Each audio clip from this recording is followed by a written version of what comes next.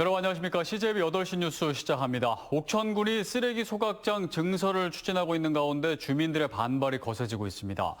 지금까지 소각장 운영으로 인해 건강상 피해가 지속돼 왔다는 건데 무엇보다 주민들의 의견 수렴 없이 일방적으로 증설을 추진하고 있다며 분노하고 있습니다. 김세희 기자입니다. 옥천군 폐기물 소각시설입니다. 지난 2007년 가동을 시작해 옥천에서 발생하는 쓰레기 30톤 규모를 처리하고 있습니다.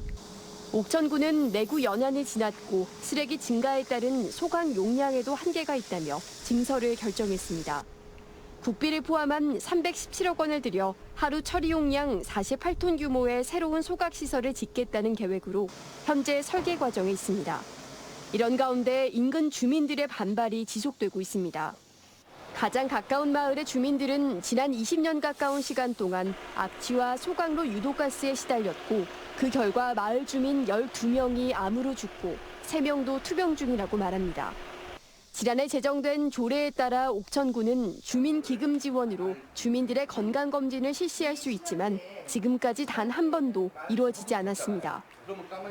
지금도 이제 고통받고 계신데 군에서는 그 어떠한 주민들의 피해에 대한 그런 조사랄지 이런 부분이 전무한 상태고 지난해부터 폐기물 처리 시설로부터 2km 이내 279가구에 대해 연간 100만 원의 보상을 시작했지만 500m 이내의 가구는 예상되는 피해 정도가 심해도 보상 수준이 다르지 않는 것에 대해서도 불만의 목소리가 나오고 있습니다.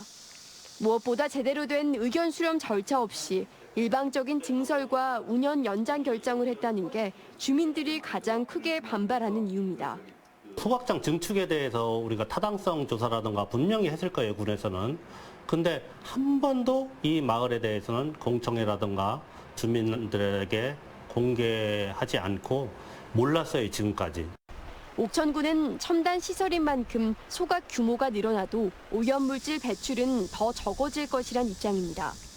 또 절차를 지켰지만 조만간 반대 주민들을 직접 만나 의견을 듣고 추가 지원 방안을 논의하겠다고 밝혔습니다. CJB 김세희입니다.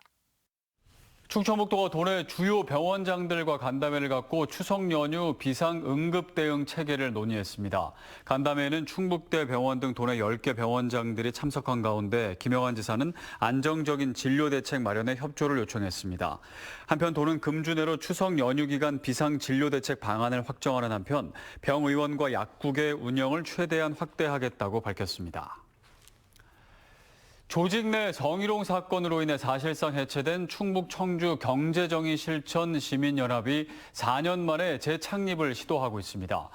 최근 발기인 대회를 통해 재창립 절차가 시작됐는데 시민단체 반발과 전현직 임원들 간의 충돌로 요지경입니다. 이민아 기자입니다.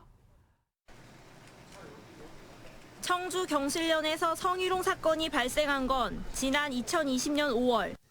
이로 인한 내부 갈등이 심화되자 중앙경실련은 청주경실련을 사고집으로 지정, 폐쇄했습니다.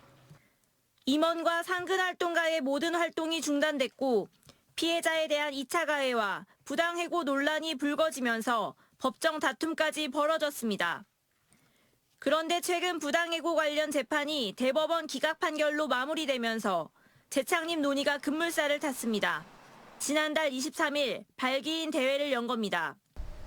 이런 움직임은 곧 반발을 불러왔습니다.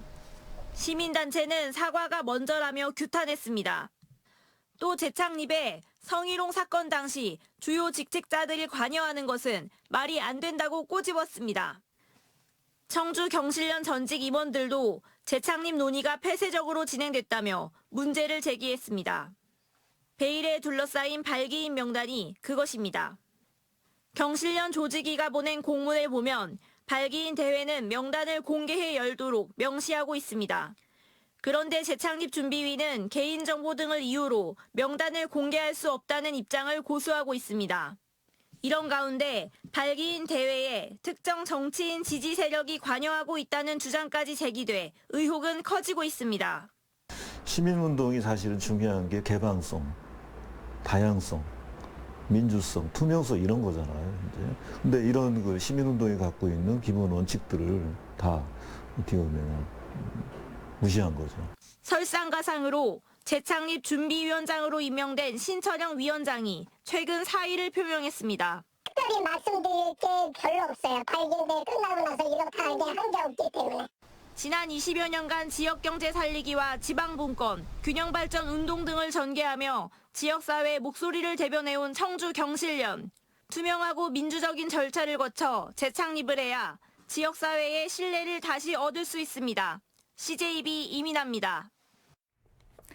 도심이 아닌 읍면 지역에서는 택시 한 대 부르기도 쉽지 않은 게 현실인데요. 충주 콜버스가 원하는 시간에 찾아오는 예약형 버스는 물론 노선형 버스로도 운행을 시작하며 주민들의 든든한 천리마가 되고 있습니다. 안정은 기자입니다. 외출을 앞둔 어르신이 어디론가 전화를 겁니다. 상근곡 가려는데 10시 40분에서 11시 사이에 해주세요. 원하는 시간에 찾아와 목적지까지 데려다주는 충주콜 버스입니다. 노선이 정해져 있는 일반 버스나 마을 택시보다 훨씬 만족도가 높다고 말합니다. 택시 불러도 안 올 때도 있고 그래가지고 마음이 조였지. 근데 이제 이렇게 되니까 시간 돼서 그냥 여기 오니까 마음이 편하고, 그래서 편하고 좋아요. 은행과 마트 등 면 소재지가 생활권이지만 대중교통이 취약해 가기 힘들었던 주민들. 1,000원으로 이용할 수 있는 콜버스는 그야말로 천군만마입니다. 노선버스가 대선면 소재지를 통과를 안 하고 중간에서 딴 마을로 통과해서 가기 때문에 우리 동네 주민들이 지난 6월 대소원면과 산청면에 첫 도입한 데 이어 소태면과 수원보면, 신리면, 앙성면까지 6개 면으로 확대된 충주 콜버스. 오전 7시부터 오후 7시까지 전화나 휴대전화 애플리케이션으로 예약해 이용할 수 있습니다. 오전 특정 시간대는 노선형 버스도 운행을 시작했는데 시행 초기인 만큼 주민 편의를 점차 높여갈 계획입니다. 거기는 몇 분 내오고 여기는 몇 분 내오고 이러면은 제가 좀 편리하게 이용을 할 수 있는 적인데. 기사분들이 운행하면서 모니터링을 해서 시간대가 어느 정도 정확히 나오면 세부적으로 이렇게 시간대를 표시해서 시간표를 게시할 계획입니다. 충주시는 올해 말까지 관내 13개 읍면 대중교통 소외 지역으로 콜버스를 확대할 계획입니다. CJB 안정은입니다. 충북의 소비자 물가 상승률이 3년 6개월 만에 1%대로 떨어졌습니다. 충청지방통계청에 따르면 8월 충북 지역의 소비자 물가 지수는 115.21로 지난해 같은 기간 대비 1.9% 상승하며 2021년 3월 이후 가장 낮은 상승률을 보였습니다. 한편 신선 채소의 경우 전달 대비 17.4%의 가격 상승률을 보인 가운데 열무는 73.9%, 시금치와 호박은 68.3%와 56.4%로 가격이 가장 많이 오른 것으로 조사됐습니다. 민주노총 전국건설노조 충북지부가 기자회견을 열고 건설 현장 임금 체불의 해결을 촉구했습니다. 이들은 2024년 상반기 국내 건설업의 체불 금액만 2,300억 원을 넘고 충북에서도 9개 현장에서 4억 원이 넘는 체불이 발생했다며 추석 연휴를 앞둔 시점에서 임금 체불에 대한 조속한 해결이 필요하다고 강조했습니다. 이들은 또 체불을 방지할 수 있는 건설산업기본법과 건설기계관리법 등의 개정도 함께 요구했습니다.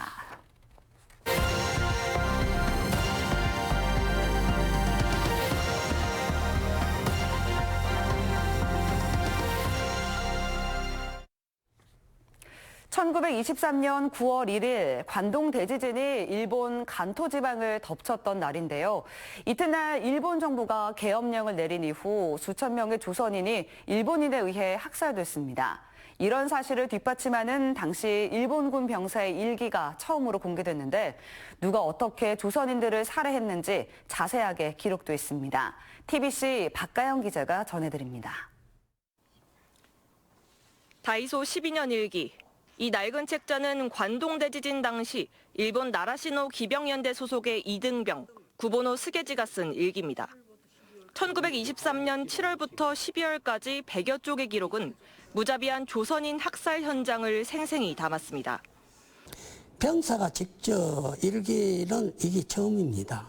자경대에서 조선인들은 이렇게 죽였다. 입으로 말하는 내용들을 일기로서 이렇게 구체적으로 적혀 있는 것은 처음입니다. 관동대지진 다음 날인 9월 2일, 일본 정부의 계엄령 선포 후 조선인이 우물에 독약을 살포했다는 유언비어가 퍼졌다는 사실부터 신요시하라 공원 500명을 비롯해 도쿄 일대에서 3,500명, 후나바시에서 조선인 1,200명이 희생됐다는 이야기도 있습니다. 주목할 점은 학살 당시 현역 일본 군인이던 가해자 이름까지 쓰여 있다는 겁니다.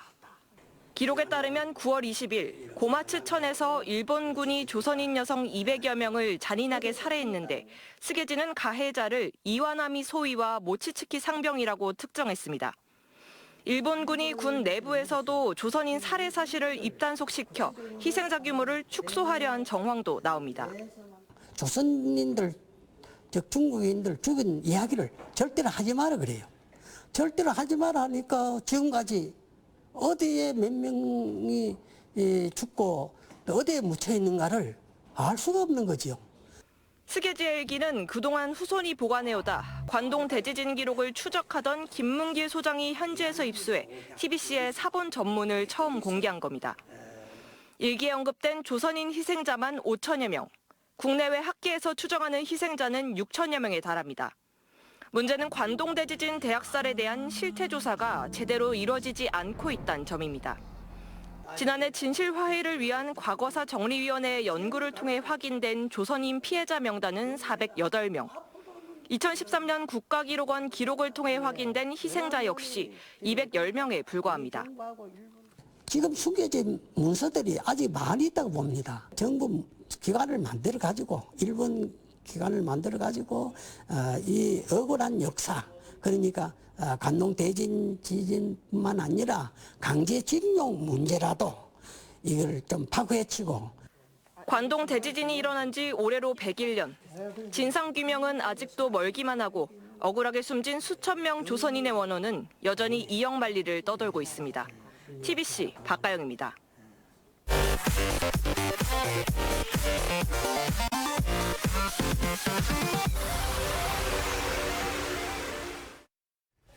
충청북도가 청주병원에 내린 의료법인 취소 결정에 법원이 제동을 걸었습니다. 청주지법 행정 1부는 청주병원이 충북도지사를 상대로 낸 의료법인 설립허가 취소 처분 집행정지 신청을 인용했습니다. 재판부는 취소 처분에 따른 손해를 예방하기 위해 집행을 정지할 긴급한 필요성이 인정된다고 판단한 것으로 알려졌습니다. 집행정지 효력은 1심 선고 이후 30일 동안 유지되며 이 기간 청주병원은 병원의 운영이 가능해집니다. 충북 도청의 미디어 파사드 전시가 단축 운영됩니다. 도는 오후 8시에서 10시 사이 2시간 진행됐던 미디어 파사드 전시를 인근 주민들의 소음 민원에 따라 1시간으로 단축한다고 밝혔습니다. 이에 따라 전시 횟수도 평일은 기존 4회에서 2회로, 주말과 휴일 전시는 3회로 축소 운영됩니다. 충청북도는 지난달 30일부터 오는 7일까지 도청 본관 외벽 공간을 초대형 화면으로 활용해 충북을 상징하는 다양한 영상을 상영하고 있습니다. 내년에 개최되는 영동 세계 국악 엑스포의 조직위원회가 대한노인회와 엑스포 성공 개최를 위한 업무 협약을 체결했습니다. 이번 협약을 통해 조직위는 엑스포 기간 전통 무용과 전통 놀이 등 어르신들을 위한 체험 전시 프로그램을 적극 운영하는 한편 대한노인회는 관람객 유치 지원 등을 약속했습니다. 충청북도와 영동군이 공동 주관하는 2025 영동 세계 국악 엑스포는 내년 9월 12일부터 10월 11일까지 영동 레인보우 힐링 관광지 일원에서 한 달 동안 개최됩니다. 제41회 전국 장애인 기능경기대회가 오늘 청주에서 개막해 나흘 동안 이어집니다. 우수 장애인 기능 인력들이 기량을 겨루는 이번 대회에는 40개 직종에서 전국 17개 시도 432명의 선수들이 참가합니다. 입장자에게는 정규 직종 기준 금상 1,200만 원의 상금과 함께 2년 동안 해당 직종 국가기술 자격 기능사 필기와 실기시험 면제 혜택이 주어지고 제11회 국제장애인 기능올림픽 국가대표 선발전 참가 자격도 부여됩니다. HD현대의 계열사인 HD현대일렉트릭 주식회사가 청주 센트럴밸리 산업단지 내 신공장 건설에 착수했습니다. 센트럴밸리 산단 내 1호 착공기업인 HD현대일렉트릭 주식회사는 지난 2월 충북도와 1,173억 원의 투자 협약을 체결했으며 투자가 완료되면 250명의 일자리 창출 효과가 있을 것으로 기대되고 있습니다. 이번 신공장은 최신 자동화 시스템을 도입한 스마트 팩토리로 지어지며 내년 10월 준공을 목표로 하고 있습니다.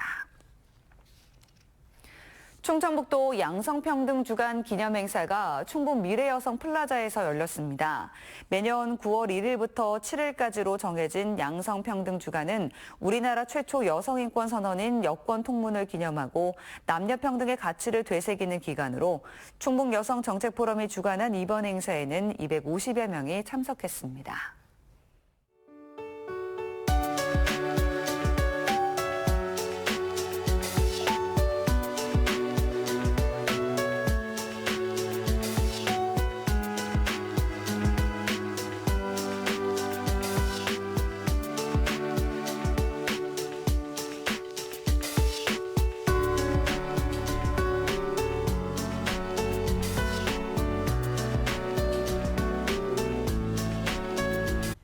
이상으로 CJB 8시 뉴스를 모두 마칩니다. 시청해주신 여러분 고맙습니다.